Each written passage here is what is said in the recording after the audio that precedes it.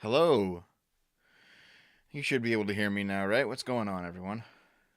Get your coffees ready. Mm. I burned my tongue yesterday. Ah. And the coffee, it's not helping. I had dumplings for dinner last night, and I was eating them too fast. I burned my tongue on one. Mm. That hurts. Black. The coffee's good though. It's just gonna hurt to drink it. I think it's gonna hurt to eat anything today. Naomi made avocado toast for breakfast, and it kind of hurt. Gotta admit. Also, the avocado toast didn't cost $22.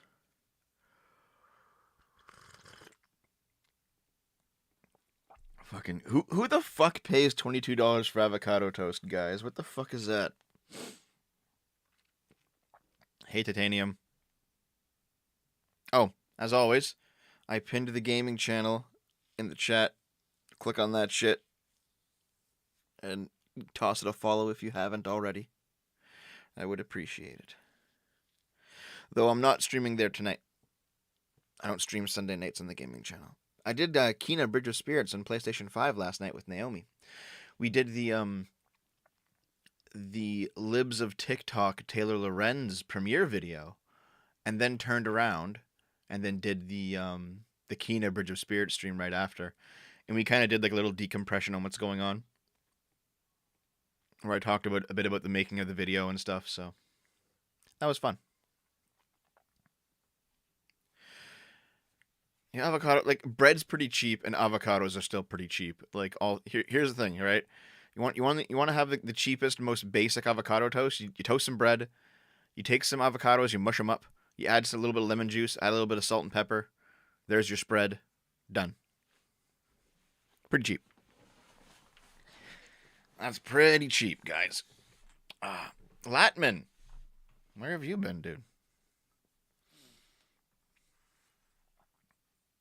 Here's the thing: avocados are very healthy. You know, I know they're like the hipster food, but avocados are very healthy.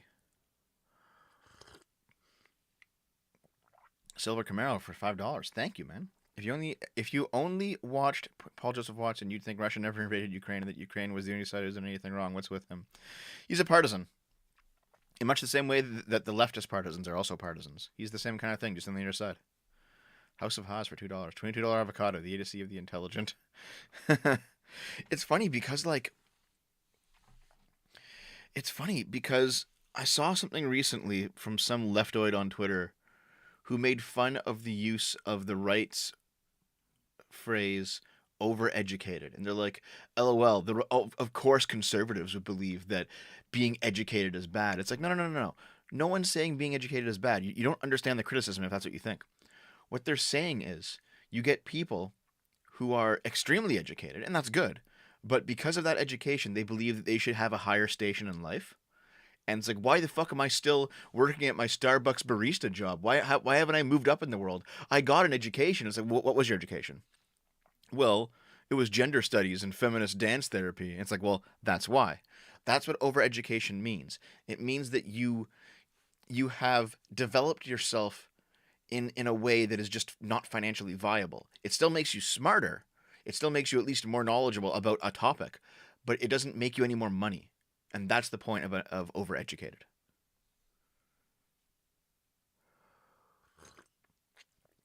Better term is over socialized. I know you said socialized, but I think it's actually over socialized. And yeah, you definitely get people who are over socialized. They have no idea like what to do when they find themselves outside the bounds of the structures of society. You know, these are the people who, if they crash landed on the island from Lost, they would instantly die. Not from the crash, but like because they wouldn't be able to do anything for themselves.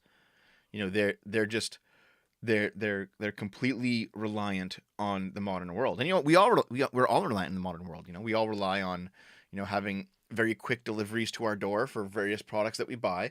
But you also have to have at least some ability to stand on your own. You know, I know Sargon said in a stream yesterday, "Go outside without your phone and see what happens." And it's like, yeah, that's I've gone outside without my phone, and it's definitely a different world out there without it. I prefer it that way. Oh, hey, Soup Visual. I was talking about you last night on the. I was talking about you. I know, Soup Visual. You're also Soup Lesbian. I was talking about you last night on the gaming stream. What does overeducated mean then? Describe it to me. House of Haas. I like my coffee people to be a PhD in nuclear science. Silver Camaro for $2. Knew we didn't make them all cowboy hats. Yeah, I know. We were playing. Okay, so in Kena Bridge of Spirits, you get a little, you get like a little gaggle of guys that are kind of like Pikmin, and you command them with your powers to make them like move objects and do stuff, right? But you can put hats on them, and we could have had them all wear cowboy hats, but anyway, didn't want to.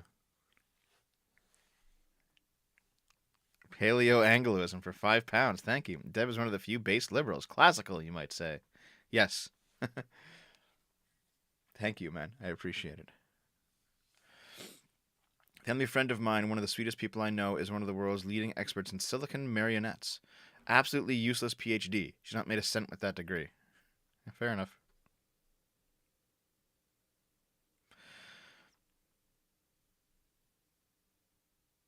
But yeah, there are times and I'm just like, you know what? I'm gonna go out and just take a little walk down the forest trail. No phone, no connection to the outside world. And you know what? Your world massively shrinks. Basically, everyone and everything online disappears, and you realize that what your world actually is, from like a conceptual standpoint, is like your local area. You know,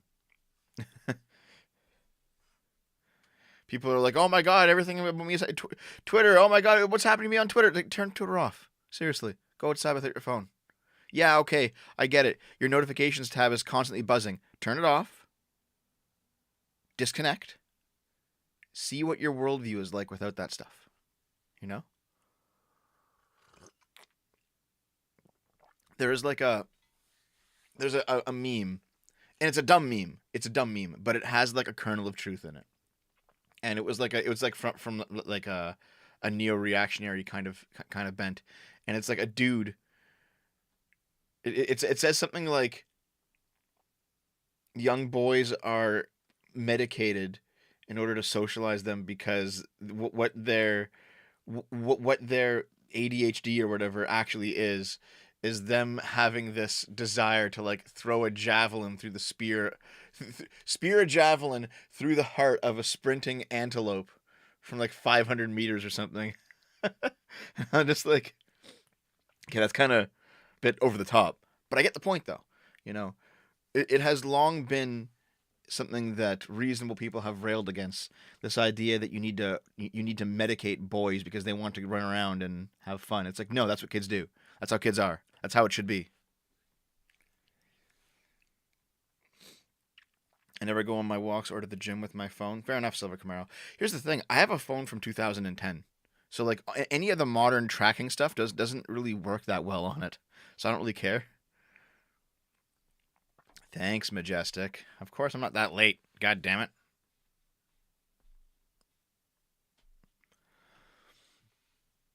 You guys are donating quite a bit today. Thank you very much for all the donations.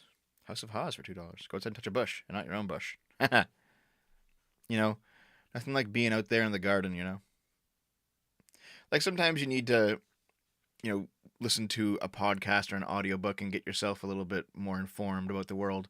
But sometimes you need to not. Sometimes you need to just be more introspective and turn the rest of the world off for a while. And that also means it also includes entertainment. Like sometimes you need to detox by like playing a video game or hanging around and watching a show or something, watching a movie. But sometimes you need to detox by just disconnecting. No entertainment. No education, and just you and the self and maybe some nature. People need that every once in a while, I think. Yeah, see, due to the nature of my job, I still need some kind of online presence, so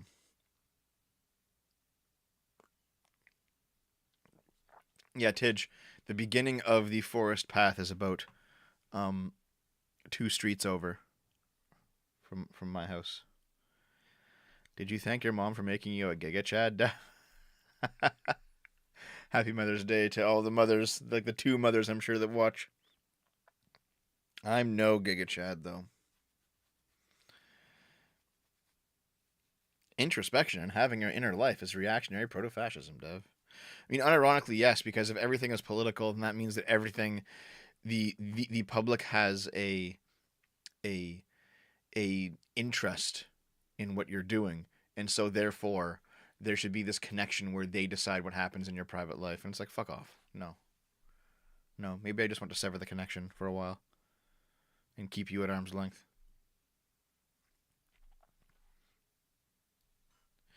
It is pretty much time to start the planting, isn't it? We're getting there. No, I'm no. I was always a Luddite in a sense, but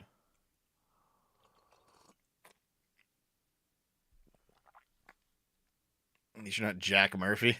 Fair enough. Oh well, thank you, Titanium. I appreciate it. Titanium Dragoon Neo is one of the few guys who prefers the gaming channel over the politics channel. He's like, stop making those fucking, stop wasting time on those politics videos and do more gaming streams. It's like, well, I do also gotta pay. I do also gotta like pay bills and stuff. Yeah, thanks for all the donations, guys, and thanks Titanium for the direct deposit. I appreciate it.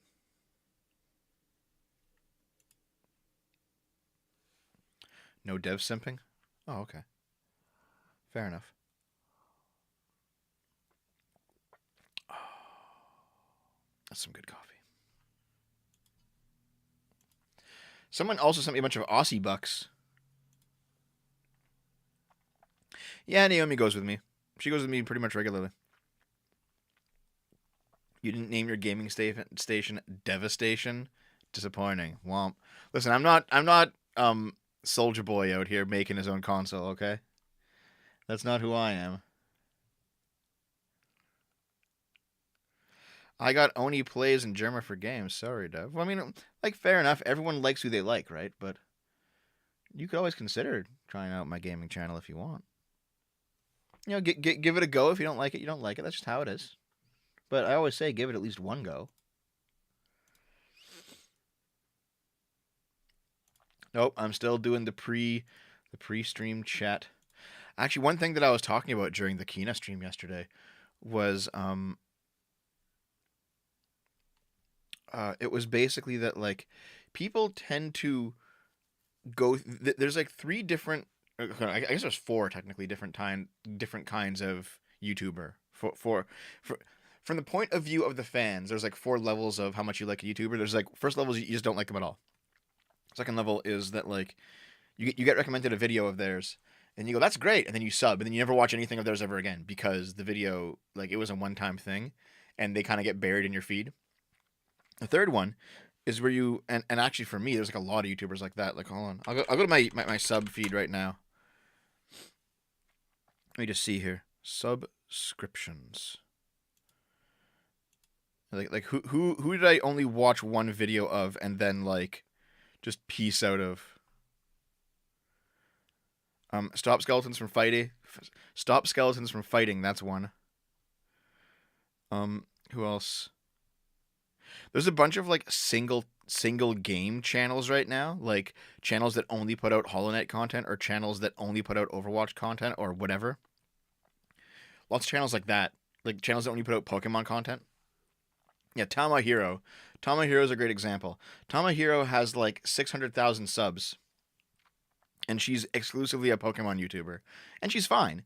But like, I watched one of her videos, said this was good. I subbed, and then I didn't go back to her channel for like 2 years. So there's that. There's like there's like that level of liking a YouTuber where it's like, yeah, I know of them, but like, you know, who knows? Right? You kind of forget they exist, right? Hey, Dragon Fat, you fucking blob. How's it going? How's it going, lady? Um, yeah. Stop skeletons from fighting used to be the Happy Video Game Nerd. Yeah. Um. Well, also what happened was Stop Skeletons from Fighting also used to be the band Starship Amazing. I love Starship Amazing music. However, the other half of that duo ended up transitioning and turning into like a weird Antifa Seattleite who is just like kind of grotesque in their politics. And it's like, all right, dude. Okay. Do you accept Patreon supporters' game recommendations for Game Boomers? I do, Catherine. I do. Um,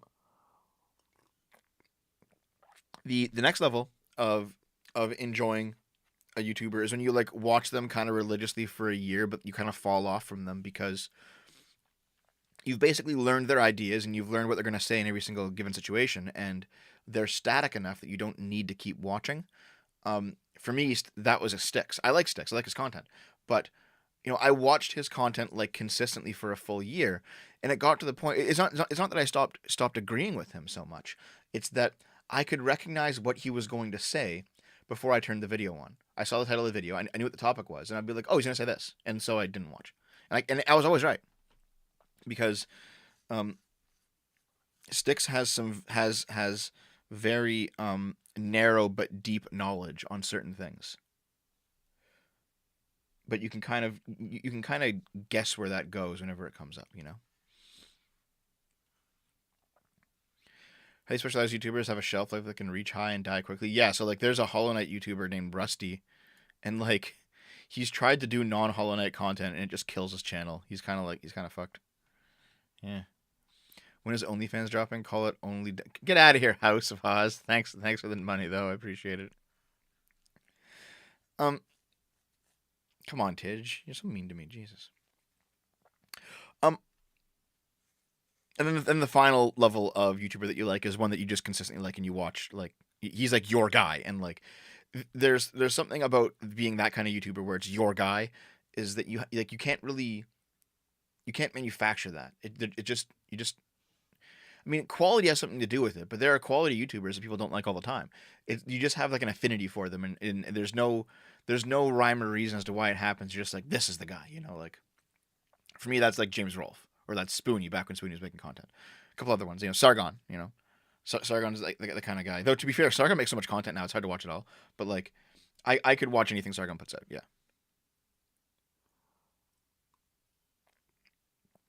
and then there are some people who are like, it's just like, this is the YouTuber that I will watch everything they do, no matter what, because I just like this guy. Hey, that's you. Well, thank you. My guy was Super Best Friends plays, and they broke up. Now it's Stitch and Adam. Red Letter Media, yeah. Red Letter Media is that for me as well. I will, even if it's a movie I don't know, I will watch Red Letter Media. Yeah. It's why I stopped watching Arch and Kibbs together. Arch is interesting when he has someone interesting to bounce off of. Kibbs can only say like five things. Arch and I disagree quite a bit on some topics, but I feel like we can never debate them because I wouldn't want to be like aggressive with him because I like him too much.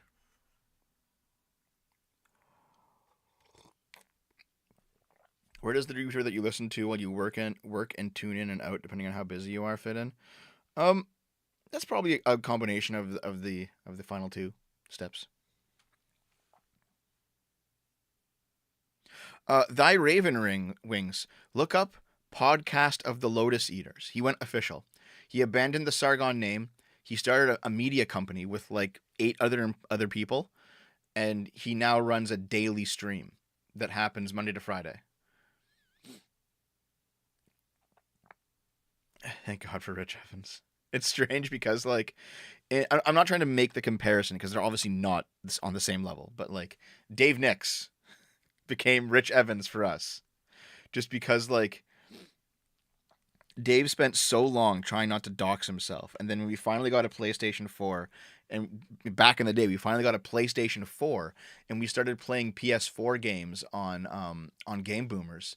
We accidentally showed off his full name because it was his name on his PSN account, and it was Dave Nix. So now his name is just Dave Nix, Dave Nix, Dave Nix, Dave Nix, Dave Nix. It's not Dave anymore. It's Dave Nix.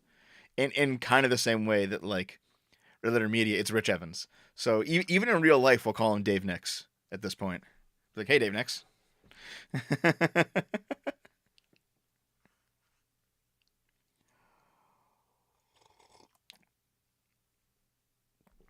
Here's the thing. I don't want to disparage anybody on Podcast of the Lotus Eaters because they all do really good work and they all work very hard. But there are some combinations that just don't have the chemistry, the charisma. They just don't do it for me, and it sucks because like it's just a personal preference. I can't change it. I do think that like the top tier combo is gonna be Sargon and Callum though. Those two together. Yeah. Sargon and Callum, they're like the bros on that show for sure.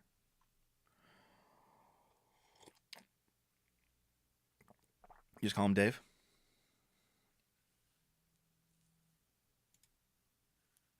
I want you to all remember this when Dave's inevitable murder suicide happens. John and Thomas together is hard to watch. You know what's interesting? EFAP. I like EFAP though. To be fair, I think I prefer Adam and Sitch over EFAP, but EFAP's still good. I think it's because like Adam's kind of low energy, but I don't mean that insultingly. I just mean like he has a very laid back personality, but Sitch is very energetic, and so those two complement well. But there doesn't seem to be that same sort of complement on EFAP necessarily.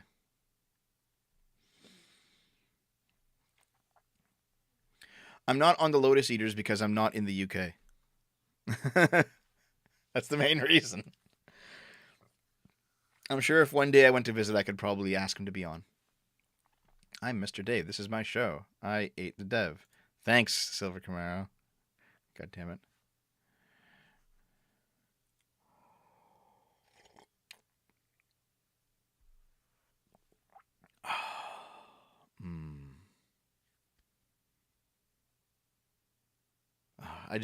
I like coffee. I like the warmth that it fills my soul with whenever I drink. I always forget Fringy, and Fringy's a nice guy, but I'm always like, yeah, EFAB, that's Rags and Mahler, isn't it? I feel so bad every time. Johnny Bravo for $10. Did you hear about what happened in Kenya? No, I didn't. What's going on in Kenya? Yeah, Spooky says Rags is a jerk, but I don't think he's a jerk. I don't think Rags is a jerk. I think Rags can sometimes be playful during a moment where you should probably be a bit more serious, and that might get on some people's nerves. But I don't think he does it maliciously. I don't think he does it maliciously at all.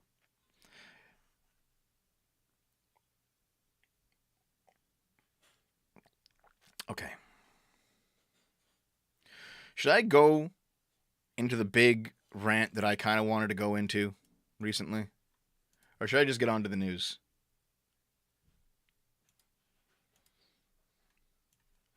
Do you want dev rant mode?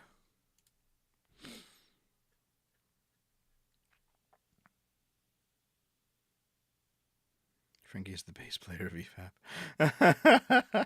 Yeah, that actually makes sense.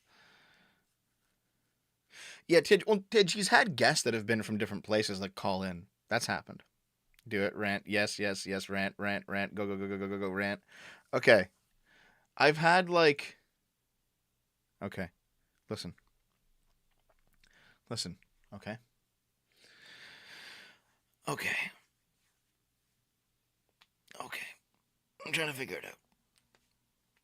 I am going to have to go off against my own commenters for a bit.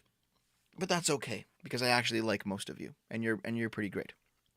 But over the course of the past 2 days, I've had like 3 serious fights with my comment section. Okay? And I'm not disparaging anyone. I'm not going to shit on anyone. I'm not going to name names. I'm not going to bring up examples, because I don't want anyone to I don't want anyone to catch any kind of hate, okay? But I do want to talk about it a little bit. All right? I'll read the super chats after I do this rant, okay? Okay. So, I do want to at least vent a bit and get it off my chest, okay? Rant 1, I talked about this last night. Speaking of having bad takes, all my takes are the best. So, rant 1, I talked about this last night on the Kina stream. There is a group of people at this point.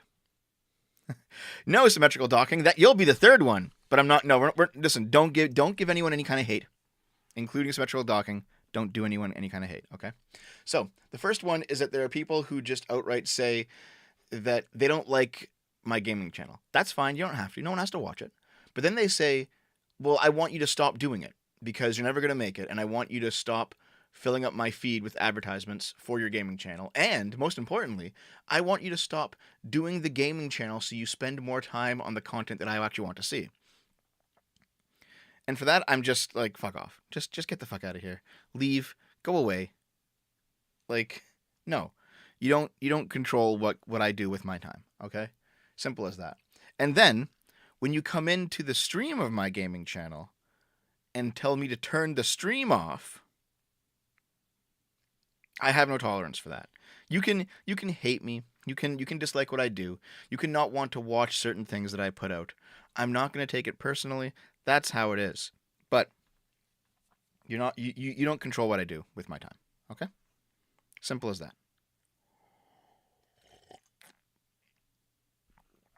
Jay Jameson, I will, for example, I pinned it in the chat right now, the link to my gaming channel, and whenever I go live on the gaming channel, I put out a community post on the SFO channel saying, hey, I'm live over here, come check it out.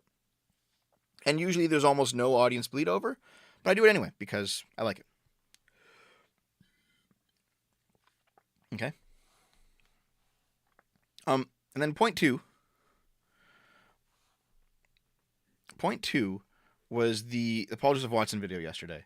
And there are some people who just, like, there was one dude in particular who, like, got personally offended that I wasn't actually the right winger he thought that I was. And how dare you go after Paul Joseph Watson? Well, because I think what he did is stupid. That's why. But he's part of our team. I'm not part of the team. I'm not part of your rightoid team. Just like I'm not part of the leftoid team either. Okay? Well, thank you, Zach Jones. Zach Jones, I appreciate it. It's called Game Boomer. Game Boomers. Go check it out. And in any case, you may not agree with the fact that I did a video talking about how I believe Paul Joseph Watson is kind of a lonely, radicalized person who's probably a bit too deep in the culture war for his own mental health. An opinion that was actually echoed by somebody who knows him personally after I put the video out. So I think I was correct on that. Okay? Someone that I know who knows Paul Joseph Watson personally said, "Yeah, you're right about that." So, you know what?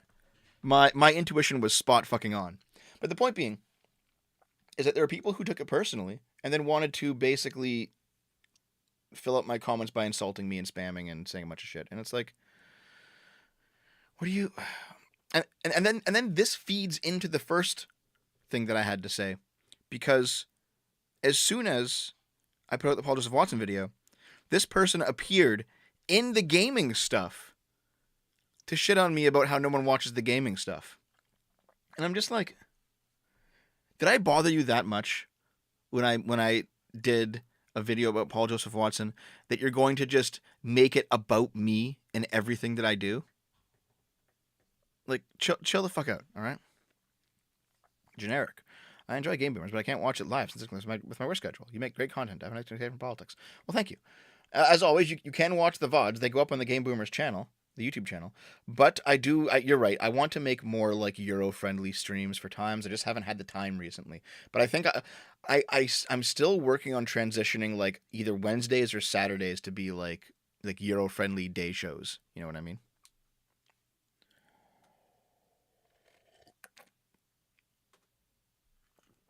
If you're not with us here again, says that the Paul Joseph Watson reaction. Yeah, kinda. It's kind of like that. Dev is crying about comment section. Oh god. And this is Dark Side, that that low level IQ take that you just put out there, buddy. That's going to be the third thing, okay? And it's something like so recently on the recent the recent video, the one yesterday, the Taylor Lorenz video, I said in that video very clearly and very specifically, I believe Taylor Lorenz is far worse than Libs of TikTok. But I don't believe that Libs of TikTok is entirely innocent. And people were like, "Oh my god, how could you fucking say that?" And it's like, did you watch the video? I laid it out pretty clearly. Like, Okay, if it is doxing, so Taylor Lorenz believed that it was doxing to simply repost what people posted on their own social media accounts to libs of TikTok. That's a really stupid point of view. But if we're going by that logic, then libs of TikTok is not entirely innocent herself. And also, and denying that point of view also means that Taylor Lorenz also has at least one drop of innocence. And here's why. Okay. A lot of the information out there, personal information about libs of TikTok, was posted by libs of TikTok herself on her own Twitter account. So this idea, it's like, well, if you just find something that somebody posted to their own account, that's not doxing. That's just shining a spotlight. That's just highlighting what they put on the internet themselves.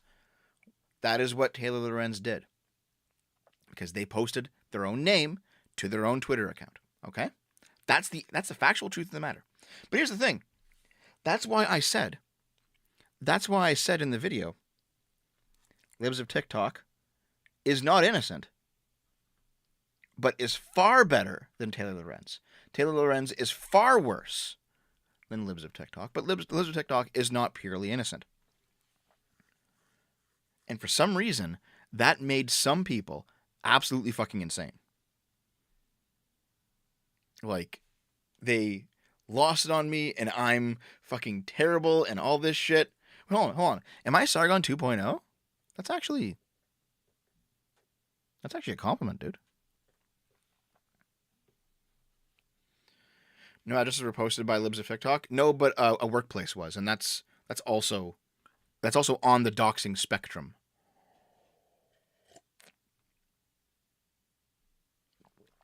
Okay. Corruption point for 5. I never see your post about the gaming channel, so I don't see the issue. Let's check out Game Boomers. Well, thank you. I appreciate you checking it out. Anyway, here's the thing.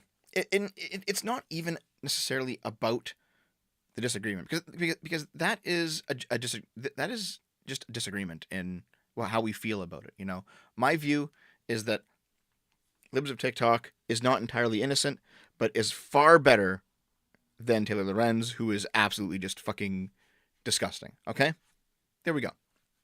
That's how I view it. And if we're gonna hold this standard to Taylor Lorenz, we have to admit that libs of TikTok, by that standard, is like 1% guilty. And for some reason, that fucking blew people up. But here's the more important part, though. Here's the more important part. There is this idea among some people, not most people, and no one and if you go back in the comments and you see names, no one go harass these people. Leave them alone. But this idea that they can put forward their opinion where they disagree with me, which is fine. They can. But then I can reply to them. And I reply to them and I go, well, you know what? I actually don't agree with you. Here's what I think. Here's how I view it. And then they say, oh my God. Oh my, did the streamer, did the YouTuber just talk down to me from his high perch? Oh, and it gets to be this like weird power dynamic thing where it's like, no, dude, we're the same. I am just a fat schlubby guy who is no more or less important than you are. But it turns into this, from their point of view, it's like, oh, I'm receiving clapback. Someone's replying to my opinion about them. Oh, you've lost the plot now, Dev. You've become deranged. You've let your ego go to your head, and it's like, what the fuck?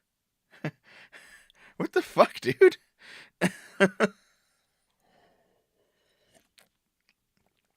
How is it this?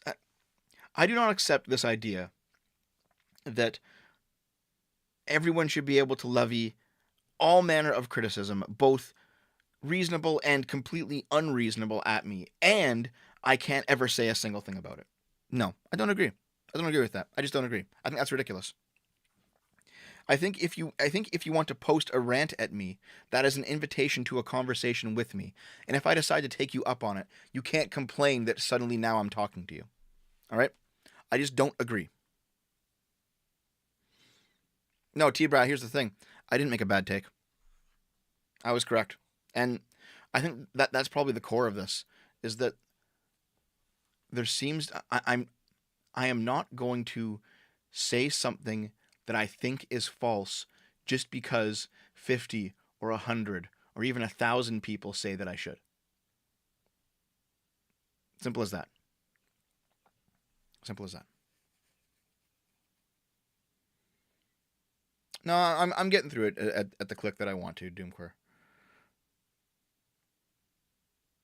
No, I didn't. My take was fine. Dave just can't admit that he's wrong. I don't believe that I'm wrong. I haven't. Oh my god. Have you guys not been here when I've admitted that I've been wrong in videos and on streams? Like, where is this fucking coming from?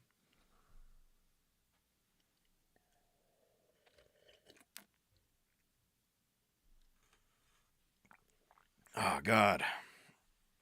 I disagree with you, but I didn't go crazy.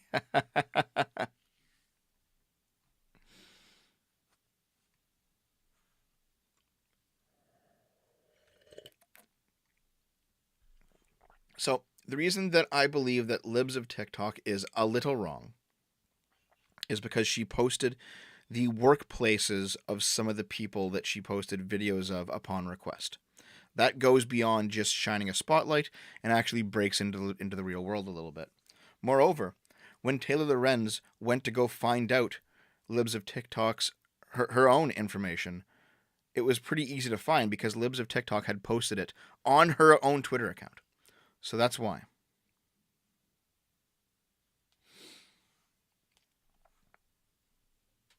Yeah, titanium. There is one final thing to say, though. Before we continue, there's one final thing to say. I'm reasonably fat. I'm reasonably fat. It's okay to dox when... Wait, when did I ever dox anybody?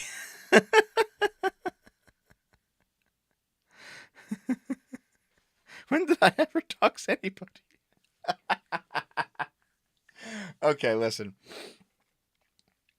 There was, you know what? I think I've actually lost my final point. I think it vanished from my head. I'm trying to remember it now. It's kind of gone though. No, I've never doxed anybody.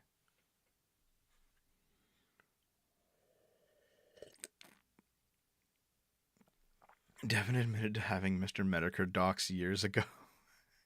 You do realize that I've had a folder called Jim's Docs this whole time.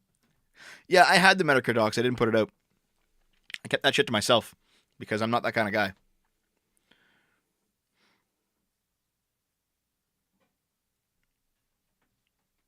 Oh god, there's like a bunch of Medicars in the chat now. A bunch of Medicare fans. Dave accidentally doxed himself. He's a fucking moron.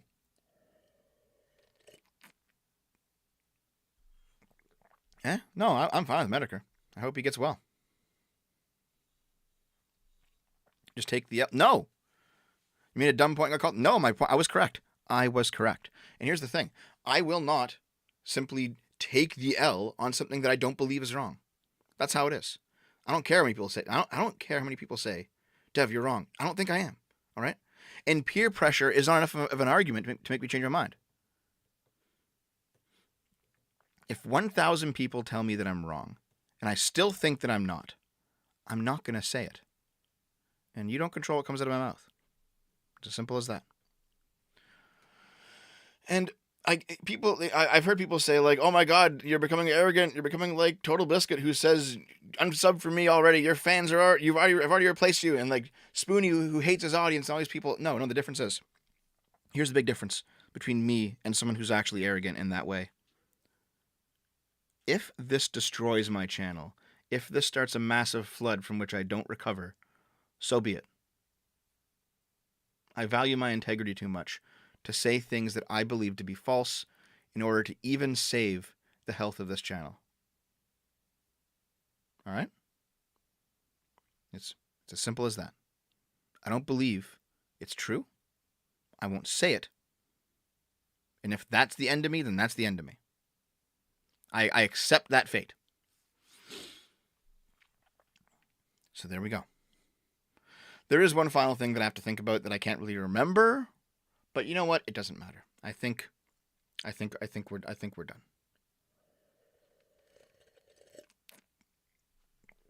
God damn it, Doomcourt. Let me enjoy my fucking moment in the sun.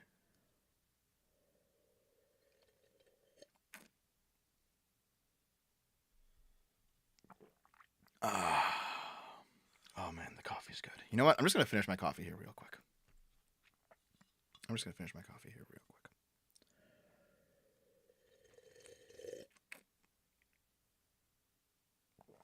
Listen, is it Jose Vega?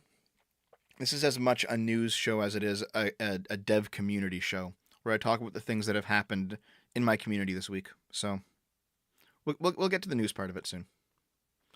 Let me just finish my coffee here, okay, real quick, and then we'll move on. All right.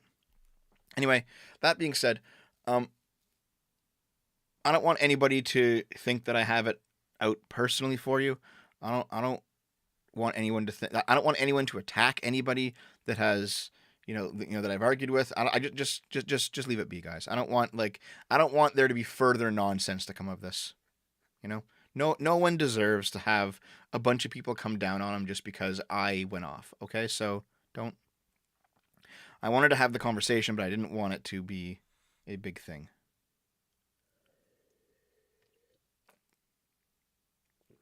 Yep, no one get banned, no one get censored. No one go after anybody. All right, Darkside. You know what? You are entitled to that dumb fuck opinion of yours. I respect it.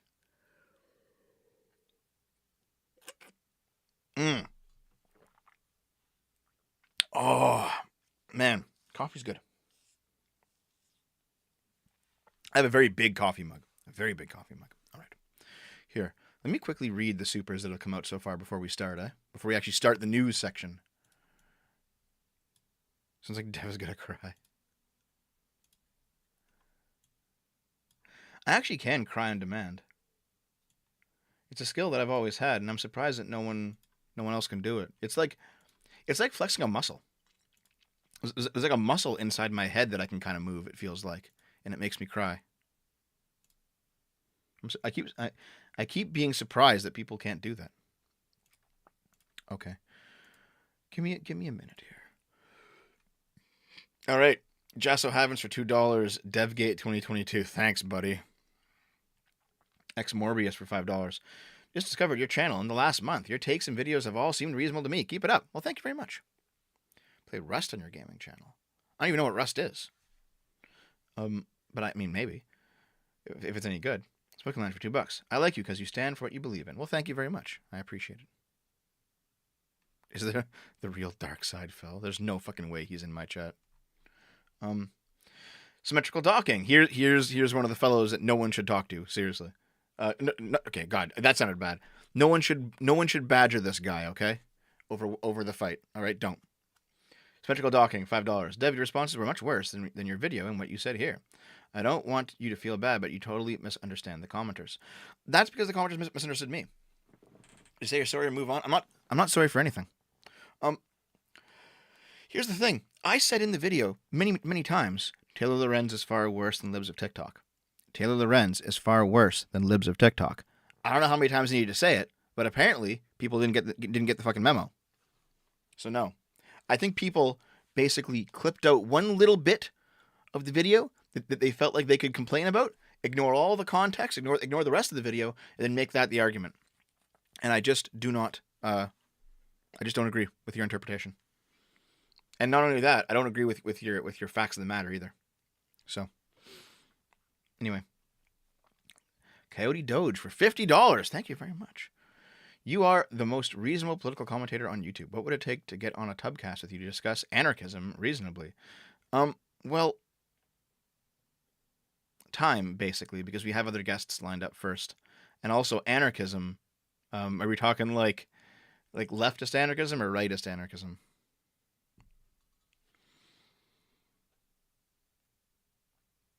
But thank you for the $50. Let's see here. BD for $10. Thank you. People tend to tune out when they got tribalistic. Out goes the nuance. Yep, I've seen that. I'm doing super chats, you badgers in chat. Give me a second. Jesus. Fat surprise for $5. You have actually taken Sargon's place as my left-leaning YouTuber of choice since he shifted right a bit. Sargon 2.0 confirmed. I don't even think that I'm left-leaning, though. In fact, most leftoids would say straight up that I am a fucking reactionary, right-wing, whatever, right? I've had... Dude, okay. It's kind of funny. In the comments of the Paul Joseph Watson video, I was called an establishment, leftist, communist shill. And then at the same time, there was this trans activist on Twitter who called me a reactionary right-wing YouTuber on Twitter. And I'm like, okay, all right, guys, maybe the problem is both of your fucking worldviews. Let's see here. Just happens for $5. Wow, retweeting and showcasing other people's posts. Isn't that what Twitter's about? Yeah, that is what Twitter is about for sure. Yeah. Brother Doom for $2. You kind of are Sargon Jr. Well, thanks, man. Corruption Point for $5. I never see your post with the gaming channels. I don't see the issue. I'll check out the. Yeah, I already did this one. Thank you. Yeah. So what happens is there's a something on every YouTube channel called the community tab, where basically YouTubers can put out text posts that will appear in your sub feed, but they only sometimes appear because YouTube's garbage. And whenever I stream on Game Boomers, I put out a text post on the community tab. Max Tipperfrey for $10. In recent years, I've come to find the whole "don't attack your own team" stuff as stupid. It's like, did they not see what happened to the left when they circled the wagons and refused to clean house? Yeah, the issue is there's a lot of short-term power that comes from not attacking your own team. You can you can swell your ranks. You can maintain like a hegemony. You basically have the numbers and the strength to like march forward and claim territory, but you also end up becoming rotted from within, and that's a problem. Dev, you're in a reactionary. I know reactionaries and they hate you. Yeah, I know paleo-Angloism. Also, here's the thing. At least some of the reactionaries that hate me, they hate me for political reasons, though, paleo. Like, Aiden's a reactionary. She likes me just fine.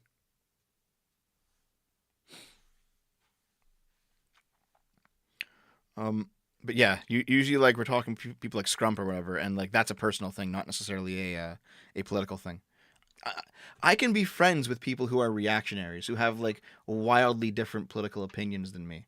I'm fine with that. It's what killed that was the personal difference. Nothing to do with politics. Let's see what else. DevKate 2022. Okay. Okay. I'm getting the rest of the super chats here. Give me a second. Jasso Havens for $5. At the end of the day, it's your channel. I think your gaming channel helps prevent you from burnout. They can make their own show if they want control. Yeah, fair enough, right? Like Jasso, this happened with a fellow named I forget his name now. It was like 2018, and there was a dude who had shifted very far left, and he wanted to try and control what I put out as well. And whenever I said I disagreed with him, he called me Spoonie, and eventually I just kicked him from my Slaughter Otter. That was his name. I eventually just kicked him from my community when he wouldn't fucking let up. And then he made like a dedicated hate Discord to come after me. And that's where he got like people that I knew IRL to show up in that Discord and fuck with me in real life. That's where that ended up. So I don't have any tolerance for that shit anymore. Fuck that. Like this dude literally found people who I knew and had them in that Discord. And they're like, I'm going to fuck with him next time. I'm going to fuck with the show next time I see him. It's like, Jesus Christ. Fuck. I'll get to the news when the super chats are done.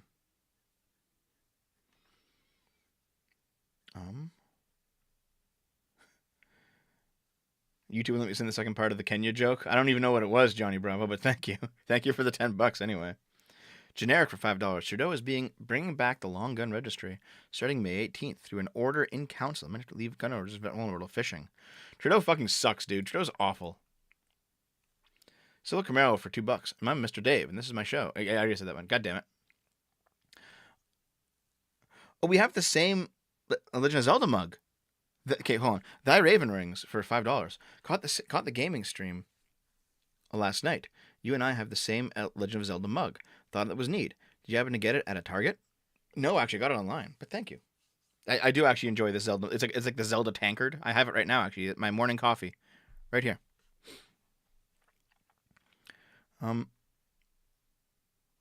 Pet surprise, $5. I will simper, please. Morning, Dev. Thank you. I think that's all the supers, guys. Let me just give it a quick refresh, and then we will. Doomquir, I do super chats every show.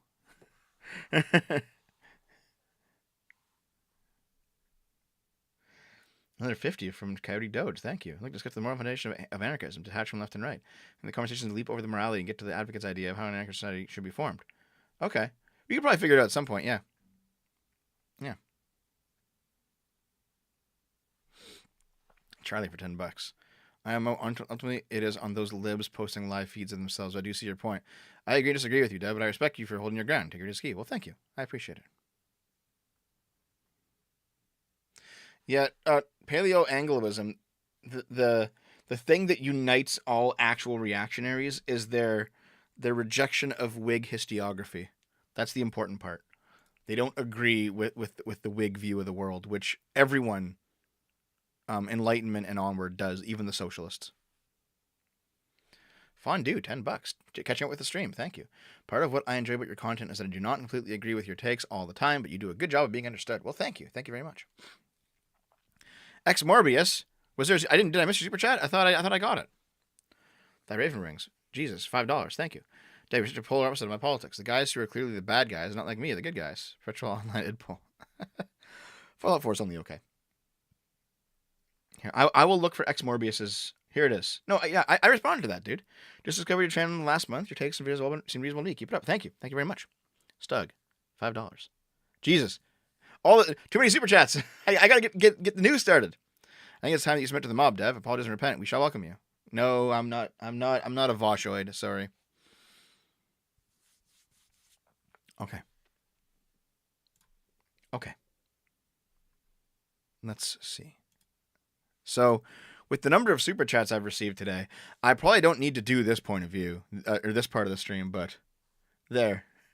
If you want to support the channel financially, and you can get into the $5 club with any of those recurring monthly donations, Patreon subscribers, our YouTube memberships, the Game Boomer sub button, $100 US to the PayPal, put you in the $5 club for life. PO box, send me your packages, I'll open them on the stream. I didn't want to be too Jesus. Okay. God damn it! Hold on, I'm bleeding. How did this happen?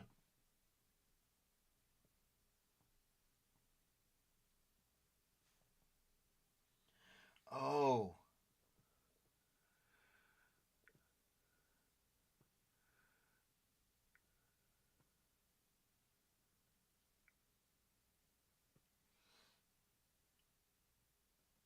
Okay, I bumped my knee on the table, and I didn't notice it bleeding this whole time, so there's a bunch of blood. No, it's okay, though. It's okay. X Morbius for $5. Apology, super chat. I honestly didn't hear you read it. Well, thanks very much, dude. You didn't have to, but I appreciate it. His period hit. Fuck off with the period shit. No, it's just that there was like a little cut on my knee. I had kneed the table a little bit ago accidentally, and I guess it must have cut, and I didn't notice. And I just noticed like a bunch of blood. Okay. I have not played any BattleTech games, actually. I think Lilith plays BattleTech, though. I'm going to have Lilith on Game Boomers at some point. That's going to be a lot of fun. Let's find articles. Where are they? Here we go. I have a collection. Dev is losing pints of blood. They're all just pouring out of me.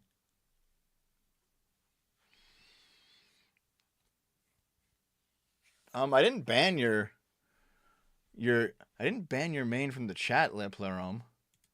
You are a fucking moron, though. Maybe YouTube did it, because YouTube is fucking awful like that. Here. I'm going to go into the back end and see. Give me a second. Is there a place to see, like, banned users or anything? I shouldn't have banned anybody, except for, like, all the bots. Hold on, guys. Le Plerome is another one of the guys who was basically being retarded. But I generally don't ban people. Is there a place to see? Like,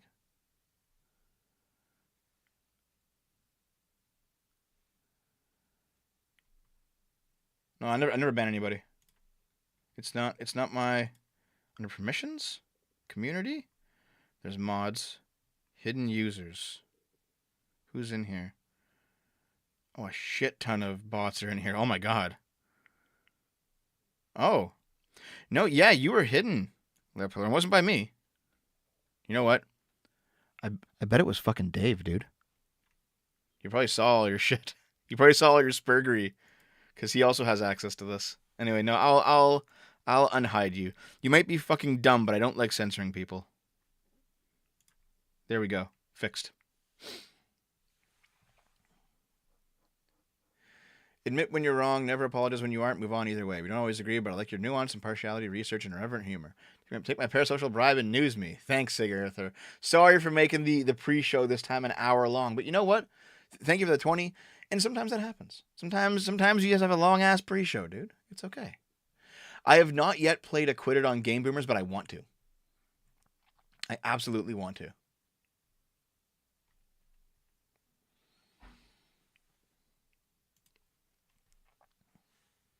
I'll censor you, just ask me. Oh, it was Dragonfat. That's who it was. Okay. Dragonfat fucking did it. Okay. Should we finally get on to the articles? Yeah, my mouth is dry now and my coffee's gone.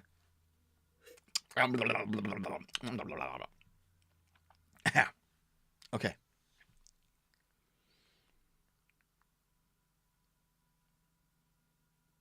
Yes, it does, Paleolingualism. Because you know what? I fucking love the internet. No, it's only a slight bleed. It's fine. It's already all blood clotted up. Thanks for making the pre-show an hour long, so I was able to catch it. No. I haven't even done the news articles yet. We've had like a big fucking thing to talk about today. But let's keep going. That's okay. How do I work this? Hold on. Okay, ready? Oh, there's blood on my hands. God damn it. Okay. Okay, here we go. Let's start with Nintendo. No, Doomquir. You will enjoy everything. An unnamed worker. Yeah, Nintendo hit with labor complaint by good old Steven Toledo of Gamergate fame. He's since moved on from whatever a junky job he was at to Axios Gaming, but an unnamed worker is alleging that Nintendo and a firm it uses for hiring contractors violated their legally protected right to unionize. Oh no!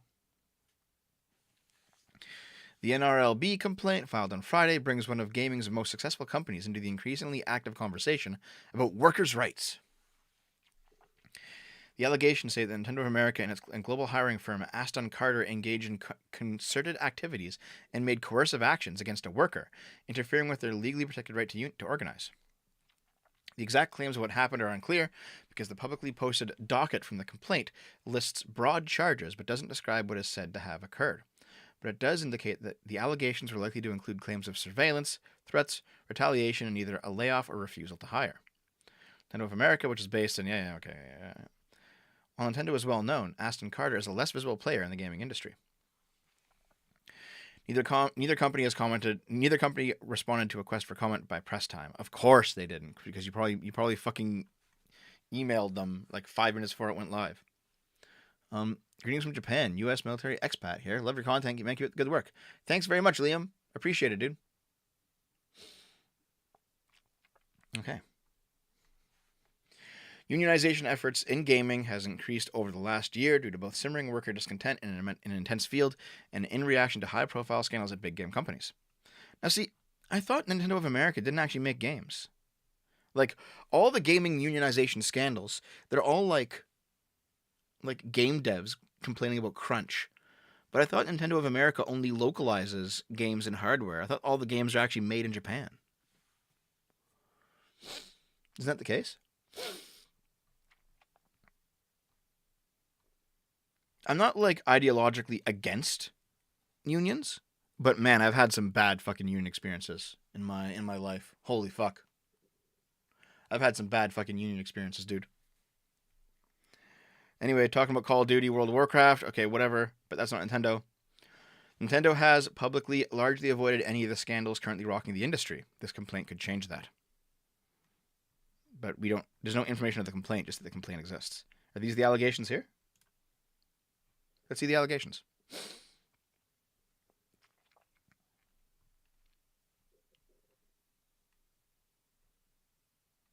Oh. There's no data available.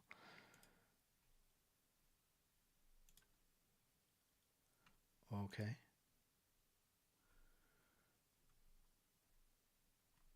Let's see. Records.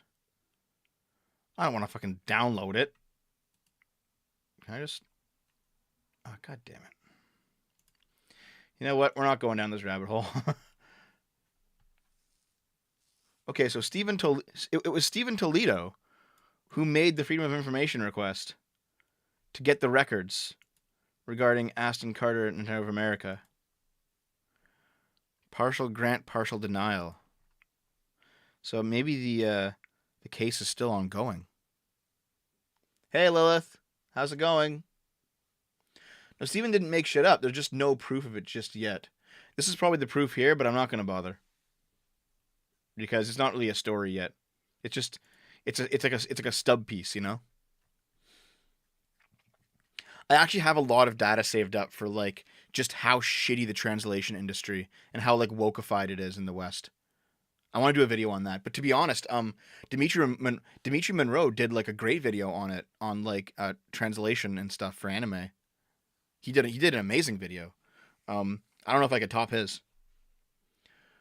Liam, for another 500 yen, thank you. This woke crap has infected the military. Your content keeps me sane when I can get it. I'm not out to sea on a ship. Well, thank you, dude.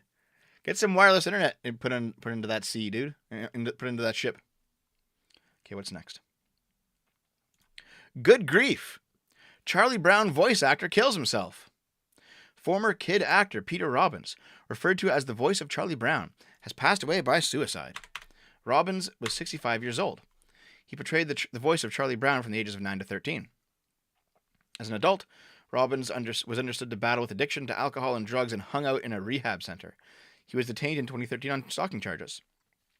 He also snagged a 5-year prison stretch for making criminal threats against individuals, including a San Diego constable.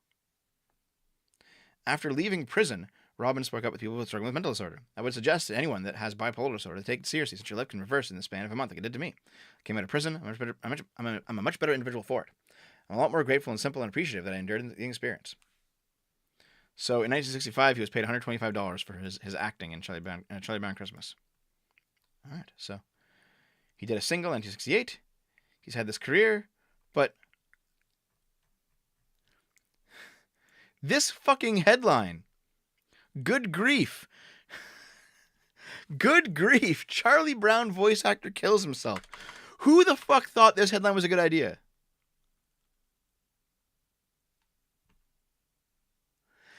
He finally got the football of life pulled out from under him. Oh my god. But yeah, like... Why would you write it like this? Why is this your go-to? All right.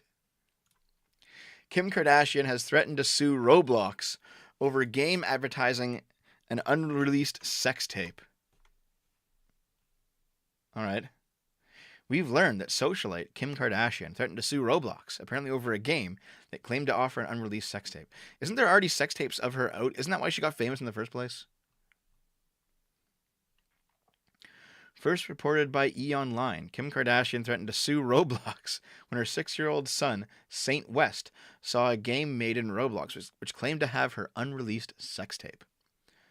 For those unaware, Roblox is a do-it-yourself sandbox game platform where you can make your own games, and you can also naturally play the games made and hosted by other players. Liam, for another 500 yen, thank you. If I could, I would. With internet, we get as slow as crap and censored for security reasons. Yeah, makes sense. Oh my God, we have to listen to this. Kim Kardashian's son finds the second sex tape on Roblox. Oh my God. Oh, dude, this game looks cool. I'm going to open this for later. All right, let's listen in. Kim may have a bigger problem than Photoshop. I don't care. I don't care. Premiere episode of Son saw an ad in a game advertising sex tape. It's not okay though. It's not. You know, on Roblox. You know, Sam was on Roblox yesterday, and a thing popped up, and he started laughing. I was like, "Mommy, look!" And it was a picture of my cry face, and it was a game that someone made of Roblox. Roblox, guys. New sex tape. Oh my God. Why? Man, if you don't want this shit getting out there, why are you making sex tapes of yourself anyway? Listen, I'm sure it's devastating, but just the humor of having your sex tape leak on Roblox cannot be ignored. All right?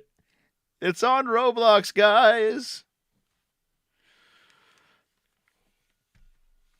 Okay.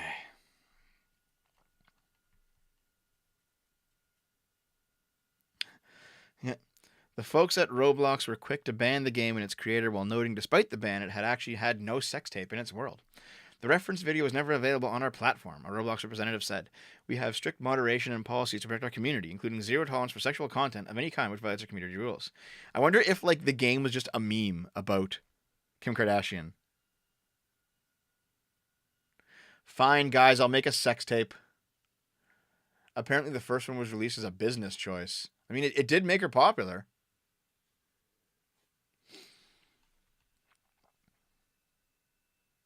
Hold on. Roblox has sued one of its users with a 1.6 million US lawsuit for terrorist threats and inciting a cyber mob within the game. All right, dude. I think I'm just too old for this shit. I don't fucking understand the appeal of Roblox. I think I'm just an old man now. Oh yeah, I wanted to say this for later. Chained Echoes. I am absolutely 100% a simp for these SNES style RPGs.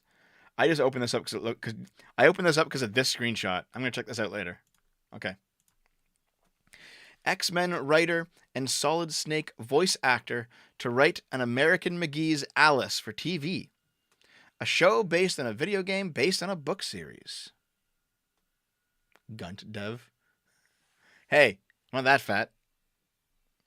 So yeah, I've always been a fan of American McGee's Alice, and now a TV show is coming. They're probably going to fuck it up, but who knows? American X-Men screenwriter and longtime voice of Solid Snake, David Hayter, is set to adapt American McGee's Alice for TV. The video game adaptation of Alice in Wonderland was created by game designer American McGee in 2000. It presents a horror version of the classical fantasy story. After a horrific house fire that kills her entire family, Alice is sent to a psychiatric hospital and then retreats to her fantasy world of Wonderland, which has since been distorted by her own emotional trauma. It's a staple in the Alice in Wonderland but darker genre, and received a sequel in 2011 called Alice Madness Returns. American McGee's Alice and Alice Madness Returns game series is a groundbreaking reimagining of the classic tale. It takes you into the heart of a corrupted Wonderland and throws light into shadowy corners the world has never seen. I am beyond excited to bring this world of madness and wonder to a global audience. A global audience. Whenever I see global audience, I just think watered down, gray, lifeless sludge media that is meant to offend no one and so can't be interesting. So it's probably gonna suck. It's gonna be on Amazon Prime. Oh God, fuck. You know, they're still making a third game. It's just like American McGee is trying to get funding for Alice Asylum, and he can't get like the money for it. He's doing like Kickstarters and stuff, and they're not taking off. It's a shame because Alice is a great game. That's some good shit. Okay. Oh yeah. I think this is actually a fake article, but I love the idea of it. Texas farmer arrested for using illegal immigrants for free labor by pretending to be Joe Biden and then threatening to deport them. Can you imagine? You come across the border illegally. You dodge you dodge security. You dodge ICE. You get to the plantation, and then this fucking Joe Biden stunt double is there telling you to get to work. I think this is a fake article, but holy fuck, is it? The idea of it is hilarious. Come on, man, cut the malarkey.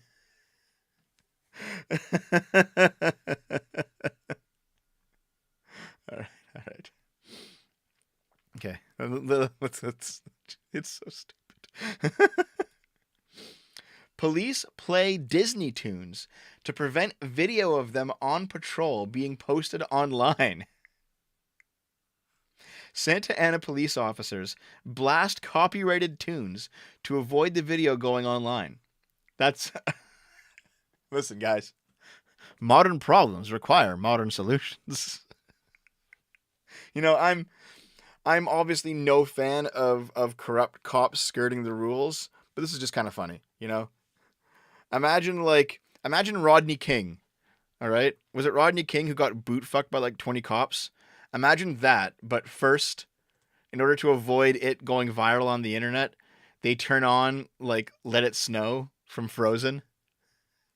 And then they just start going to town.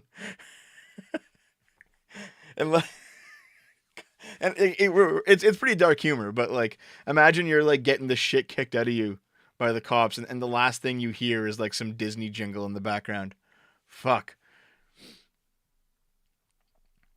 A California lawmaker says police in Santa Ana have been playing loud copyrighted music so that the video of them on patrol would likely be taken down if posted online. He wants lawmakers to ban the alleged practice after a viral video from early April showed officers apparently blasting loud music on a residential street in Santa Ana while investigating a report of a stolen vehicle. Let's see. The council member is seen in the video interacting with an officer from the Santa Ana Police Department after a different person asked police to stop playing the music. Disney songs such as You've Got a Friend in Me from Toy Story and We Don't Talk About Bruno from Encanto can be heard in the video posted to Santa Ana Audits, a YouTube channel dedicated to filming interactions with Santa Ana police. Videos posted to YouTube and other video hosting sites are often monitored for potential copyright infringement and risk being removed, therefore limiting how widely the content, like the Santa Ana police interaction, can be shared online.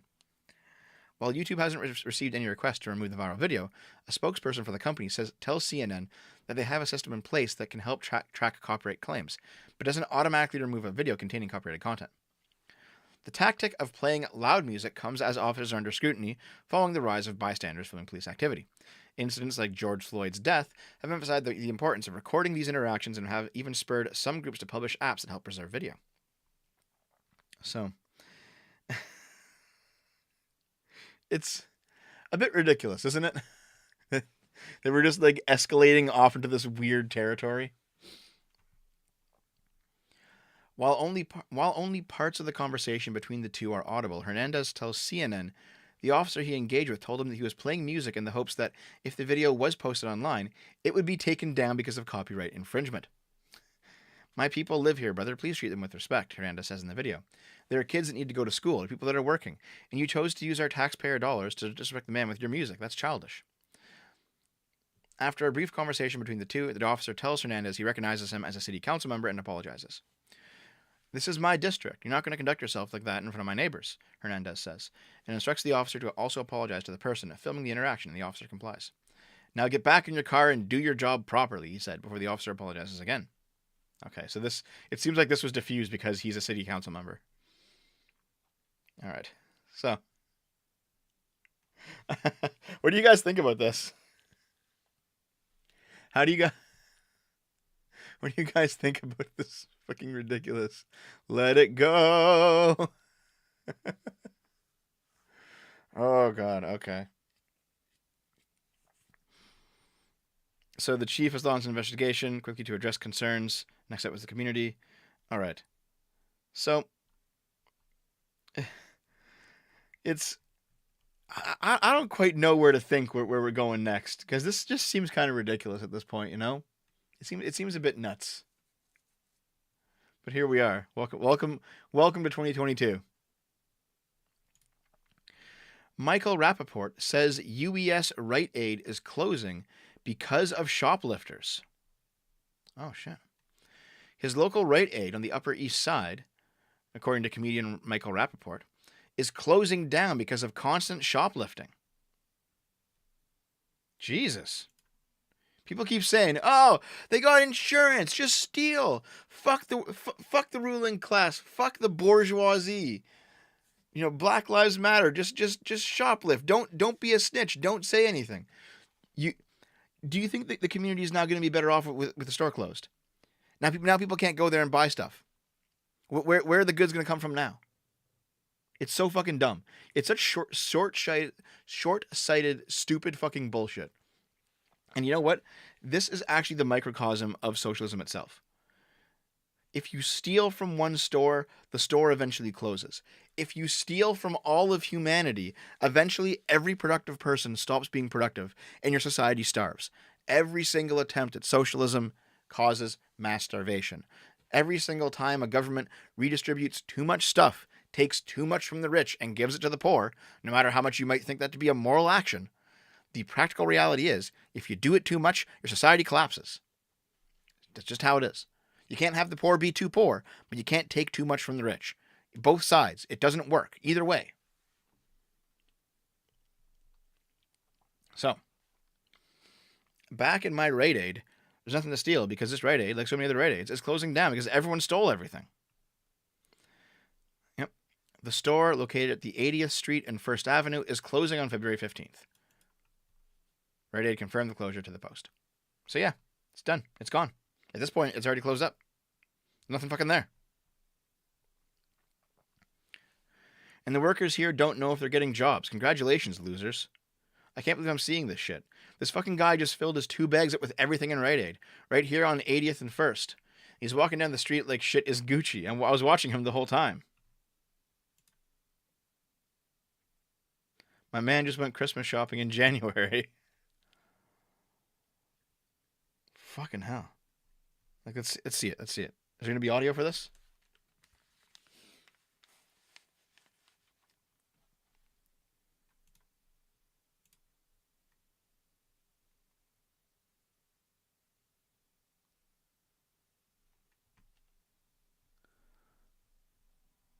Yeah, man. He just fucking took off with it.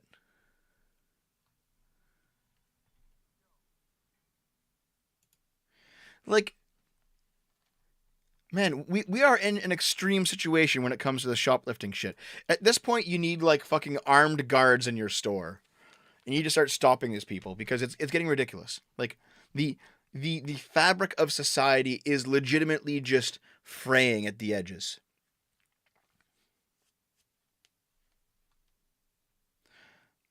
I know I do wrong, the thief told the Post. If they tell me to put it back, I put it back. Store employees say criminals come in sometimes twice a day with laundry bags and take what they please. They take whatever they want and we can't do anything about it. It's why the store is closing. They can't afford to keep it open. Like, fuck. It sounds really good and it sounds really moral and it makes your heart, swell up when you say that lives are more important than things. But if you take that principle to its logical extreme, such that there is rampant theft everywhere because you can never afford to so much as harm a thief, then your society falls apart and everyone's life is worse. You have to. At this point, if you see a shoplifter, you have to stop him. You have to. When I worked at a store, people have just walked in and nothing I could have done. Yeah, see, I haven't actually witnessed a shoplifting myself, but I like to think that I would at least do something because it's become ridiculous, If the store can't legally get involved, then fine. You need like a dozen or 24 other shoppers, members of the community, come together and stop this guy whenever you see it, because it's become ridiculous. Your community is going to destroy itself if you don't stop this behavior.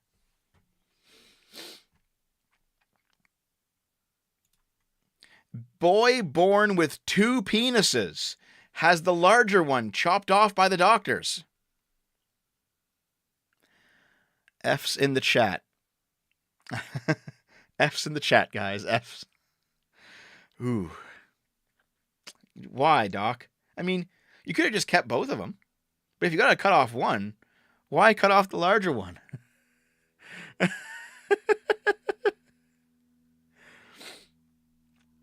Like, a boy who was born with 2 penises had to have one removed, but doctors chose to take the larger one. The youngster from Brazil is a 1 in a million baby boys to be born with a duplicated penis. Doctors in Sao Paulo have said to date that only 100 men with a condition called diphallia have been reported in medical literature. I actually saw a Reddit post of a guy who had 2 dicks. And one was, like, they were both actually pretty big, but one was sticking out normally. And then one was kind of leaning off to the, left, and it was like just slightly shorter. He said that he could feel pleasure in both of them, but because of the angles, he couldn't use both of them at the same time. However, whenever he pissed or he came, it would automatically come out both. He couldn't like independently control them. So he had to aim both dicks when pissing, and whenever he would come, the cum would come out both dicks. Okay, anyway.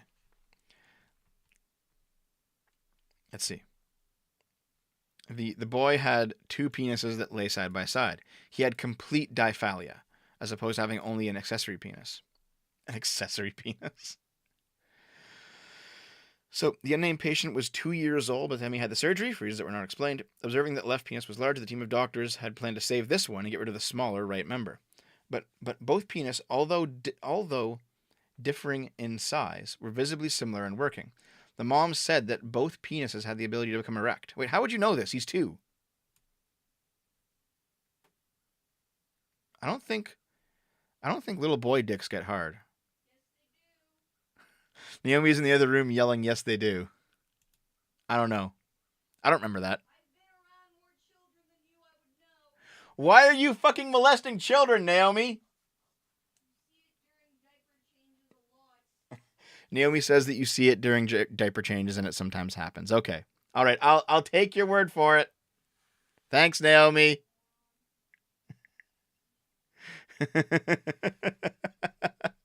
God. The chat's like, Naomi self-report. Okay. Examination showed that each penis had only one of 2 corpora cavernosa, spongy columns of tissues that fill with blood and cause the penis to harden. And medics discovered that the boy could only urinate from the smaller penis. The urethra of the larger one was too narrow to pass for urine to pass through.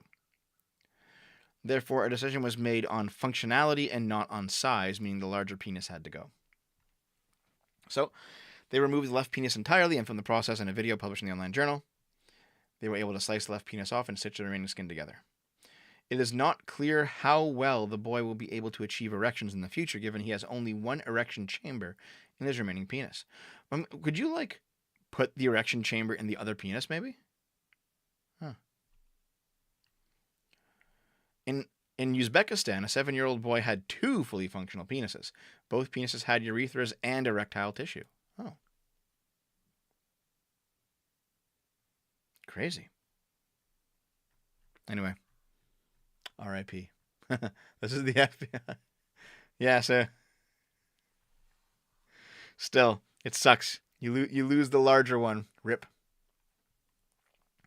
I know, this is obviously a schoolyard joke, but there was always a joke about, like, the 2 twins in my school year back in grade school, and how they were actually conjoined twins, and they were conjoined at the tip of the dick. But when the doctors, like, unconjoined them, they gave one guy a giant dick and one guy a micro penis because they didn't cut it right in the middle. I always thought that story was fucking hilarious. Okay. New Jersey man who fell from the sky and landed on a BMW has been released from the hospital after 2 months. He doesn't know what happened. Oh my God. Imagine falling from the sky, destroying a car, and you're like, what? What happened, dude?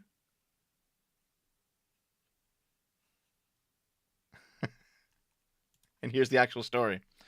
31-year-old man who plunged 9 stories landed on BMW in New Jersey, released from the hospital. I wonder if he tried to kill himself or he accidentally fell or what. But he didn't know what, did he lose his memory from the impact? Okay. Let's just see what's going on here real quick. It's graphic. Warning, guys.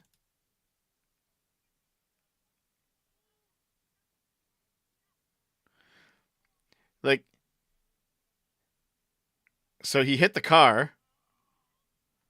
Oh, Jesus. Jesus Christ. How did he's just getting up? He's like, don't worry about it, I'm fine.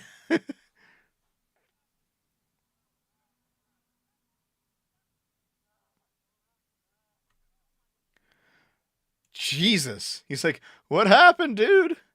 What happened?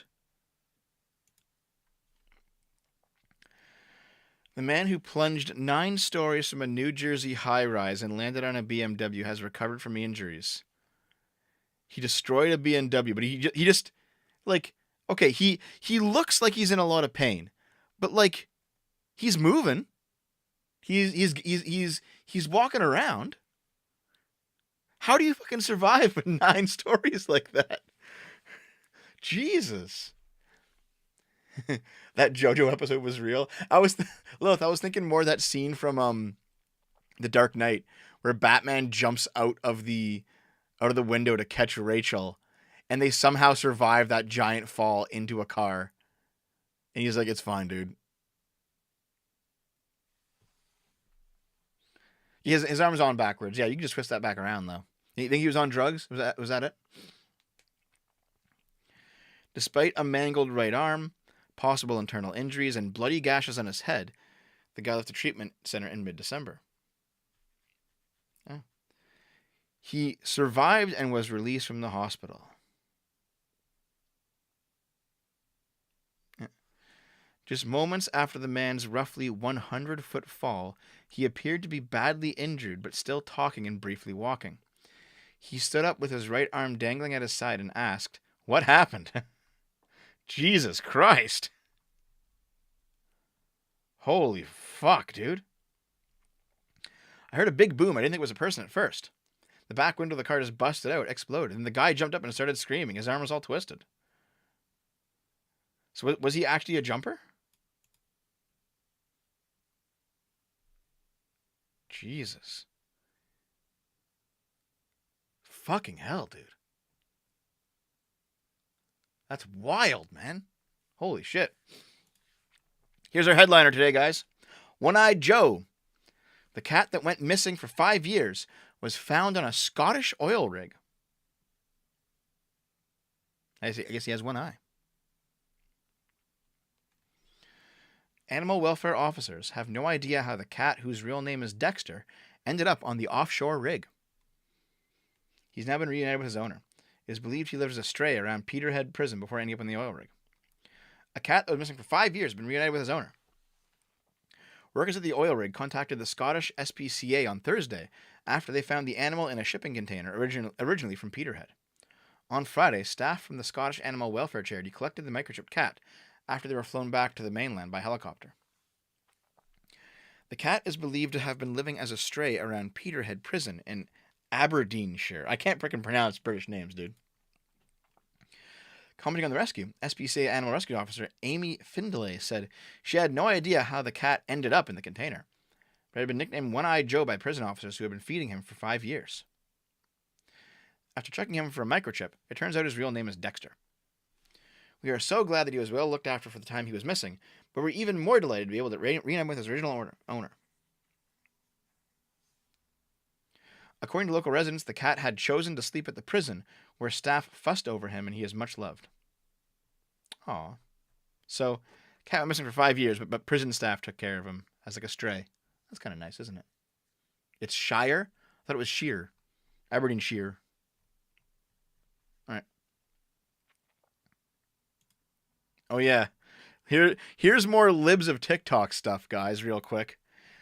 That's enough internet for today.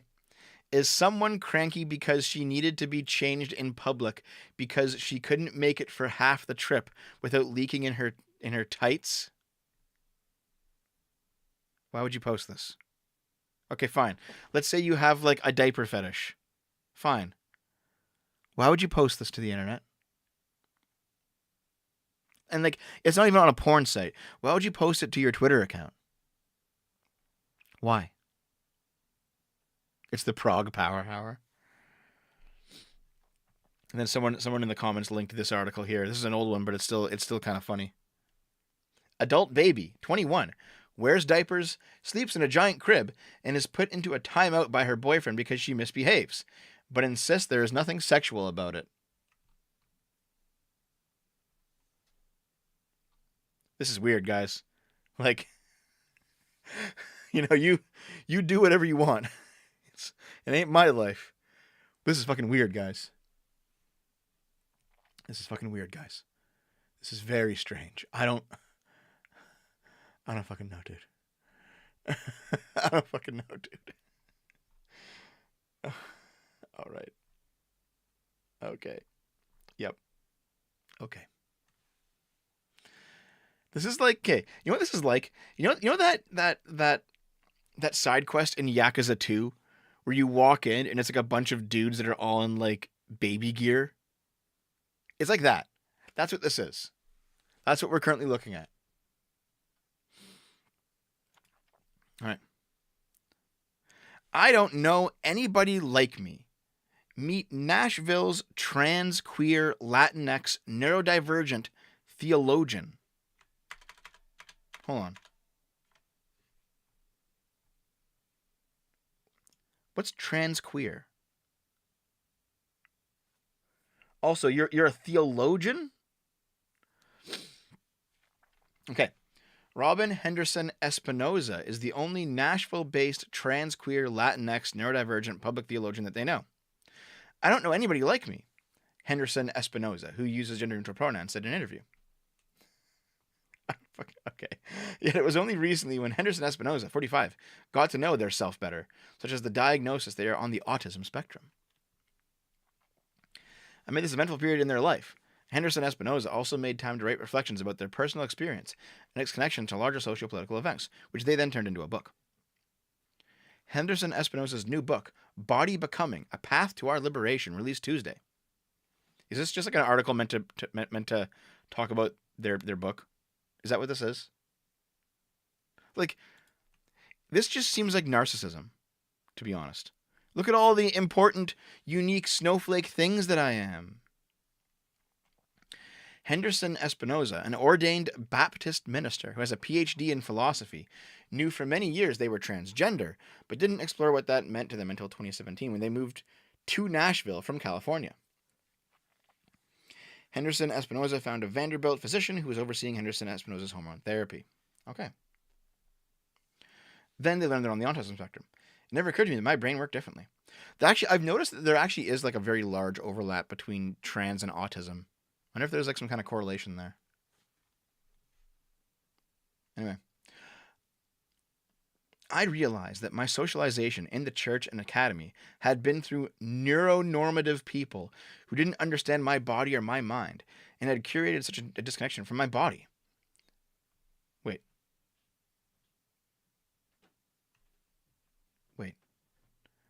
I realized that my socialization in the church and academy had been through neuronormative people who didn't understand my body or my mind and had curated such a disconnection from my body.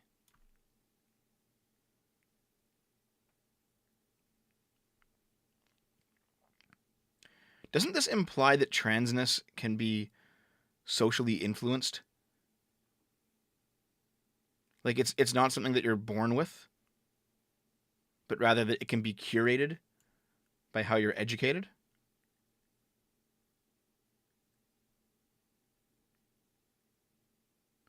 This is why I don't like the far left view of what being trans is. Because they definitely believe, like, gender is a social construct. Well, okay, then being trans is also a social construct. Okay, that means you can educate people out of being trans. I don't think you can. I think that's highly harmful. But that's the natural end result of their logic.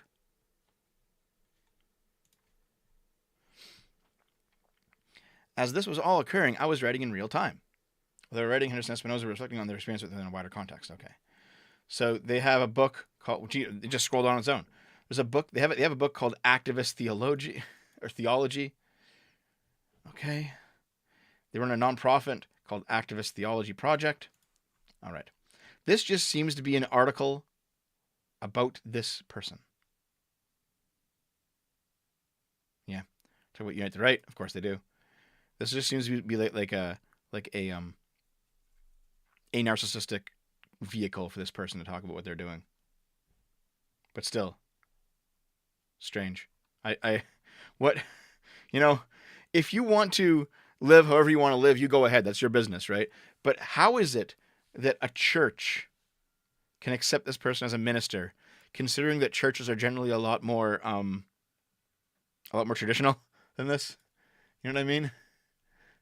Do you know what I mean? Okay, let's continue. Woman risks life to save her husband's Gundam collection during an intense flood. Yes. Best GF. Best wife. A woman in China was applauded by social media for saving her husband's Mobile Suit Gundam collection. Look at them go with all the Gundams, dude. Based GF. The woman, whose name was not revealed, is also a fan of the anime and manga franchise, so she insisted on going back and saving her husband's collection. Her husband had already given up on saving his prized possessions because he didn't know how to swim. But she did it. Look at him. Dude. The woman was a long-distance swimmer and managed to go back to their apartment. She grabbed all the boxes and got on a rubber boat. Rescuers and their dog Oreo rushed to help pull her boat to safety. The woman suffered a cut on her finger while trying to save her husband's collection. Dude, they saved all of them. Yeah. True love. That's amazing. That's great, dude. Look at that.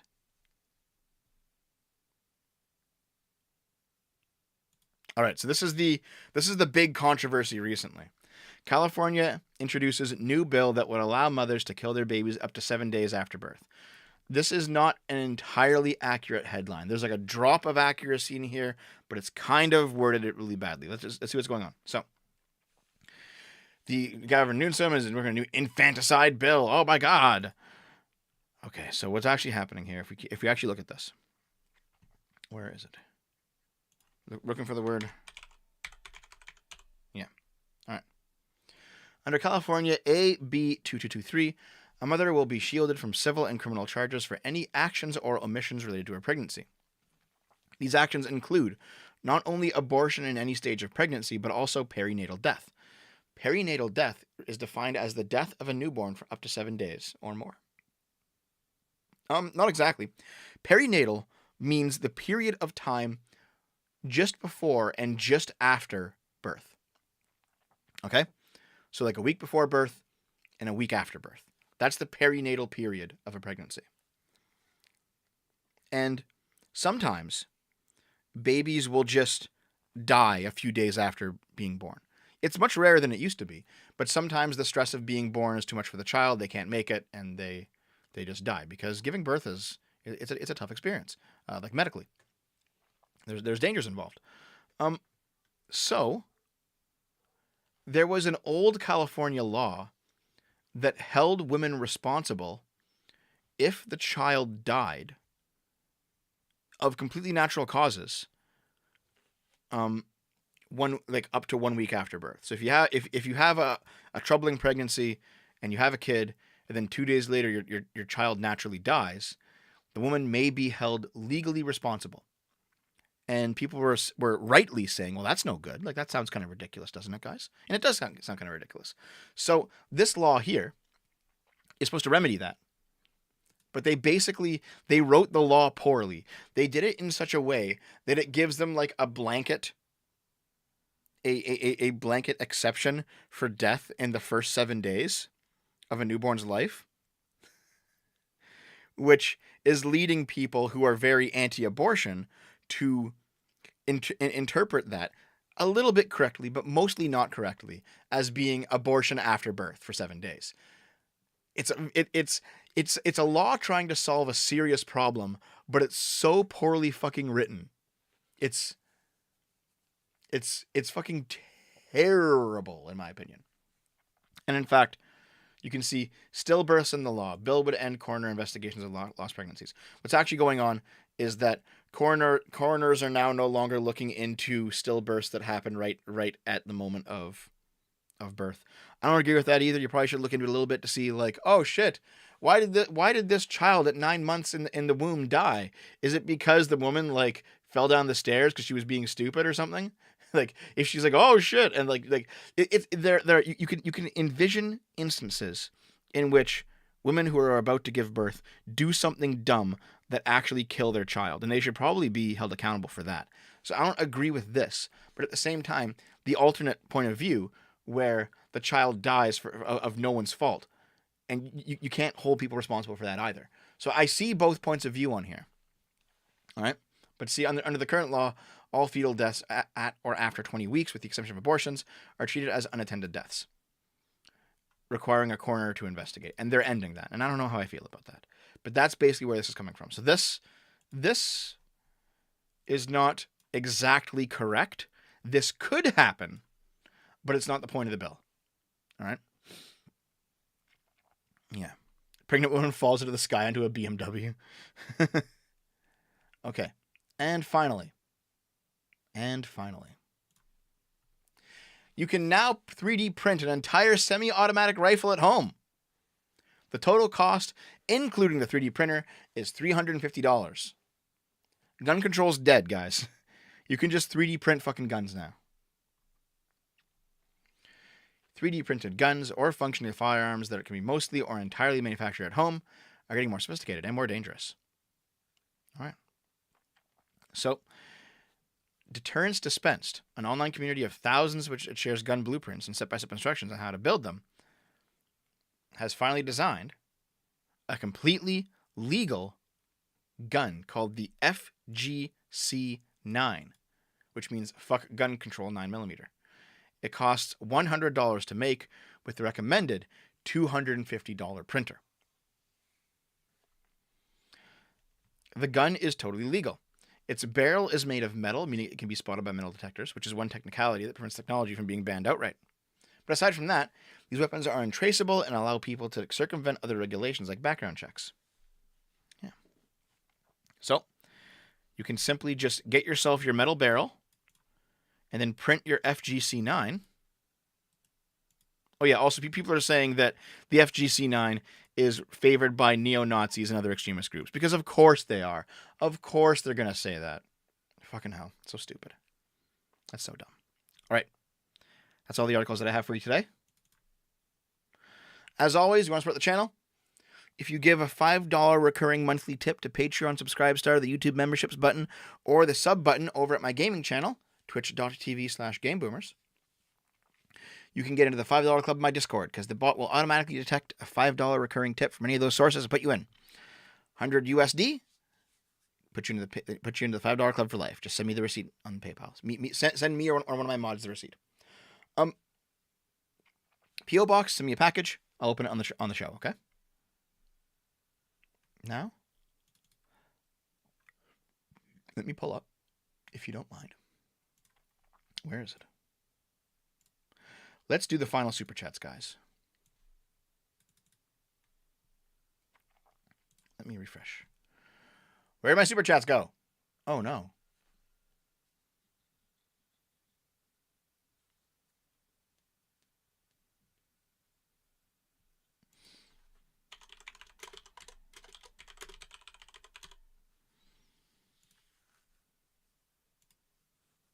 Let's see here. Oh, God. I'm still getting comments on the fucking Taylor Lorenz video. Learn to take an L, Dev. There's no L. I'm correct. I'm factually accurate. No L exists in this universe this time. I've taken L's before. This one ain't an L. All right. Todd Sullivan for $5. Thank you. Look at the Kyle Rittenhouse game that was just released. I'm gonna try it on Game Boomers. I'm gonna do an indie on. I'm gonna bring back indie encores. And the first one I'm gonna do is the Kyle Rittenhouse game. It looks fucking great. I want to play it. Shaker Silver for $2. Adult Baby is a good label for millennials. Yeah, kind of. Shaker Silver for $2. Lucky he was unconscious and limp to survive it. Yeah, maybe. Maybe that's the case, yeah. Shaker Silver for $2. The doctor denied him the option of dual wielding his double penis. Liam Sexton for another 500 yen. I understand the reasoning for the music to an extent. Doesn't mean it's messed up. You do need to oversight an extent, but people try to abuse it. The music? What do you mean? Did I miss something? I probably missed I'm sorry, but thank you. Revenge Society for $10. Thank you. Can you shout out my friend, Richard Samuelson V, and congratulate him on beating the surgery? Well, good job on beating your surgery, Richard Samuelson V. Whatever it was you survived, I'm glad you're still with us. Jasso Havens for $2. I'll leak your Smex tape in Minecraft. All right. I guess you guys want the Dev sex tape, eh? I guess I have to make one. And I think that's all the supers. I think that's all of them. All right. Oh, the cop video. Right, the music. Yes. I forgot. All right, thank you, Kirnoth. Okay, guys, that's the end of the weekly sip for today. Thank you for countenancing my rant earlier. But you know what? This is not simply a news show. It is also a My Community weekly update show. What's going on in my Discord? What's going on my various channels? What's going on with me? This is, in fact, the Keeping Touch with This Community show, not just news. So I do sometimes devote time to opening packages or to doing other community things, showing off fan art sometimes, whatever the case may be. And today I wanted to talk a little bit about what had been going on with the comments and all the current rage. So I just wanted to basically clear the air, say my piece. I think I did. If that caused some people to unsub, I understand. Wish you all the best, but I am not changing my position. I think I'm correct, and that's how it's going to be. So, thanks everyone. I appreciate everyone watching and sticking around this whole time. Tomorrow I'm going to be on Arch's channel this afternoon for the Skaven RP. There will hopefully be a new SFO video tomorrow because I'm actually on a pretty good roll right now with making content. And I linked the gaming channel, my video channel, Game Boomers. It's in the pinned pinned message in the chat right now. Twitch.tv/GameBoomers. Click on that. Go follow me there. I plan to stream there tomorrow night with Dave. We're probably gonna play some Kirby or something. Kirby or maybe that shitty Final Fantasy game. Maybe we'll play more Rogue Legacy 2 because we're really enjoying Rogue Legacy 2. So yeah. I'll see you there. So thanks everyone. I appreciate you sticking by me even when we disagree. As long as you're polite about it, I'm polite about it too. Okay. Just don't be mean. I don't like mean people. I do my best not to be mean myself. Okay. I'll see you later, guys. I love you.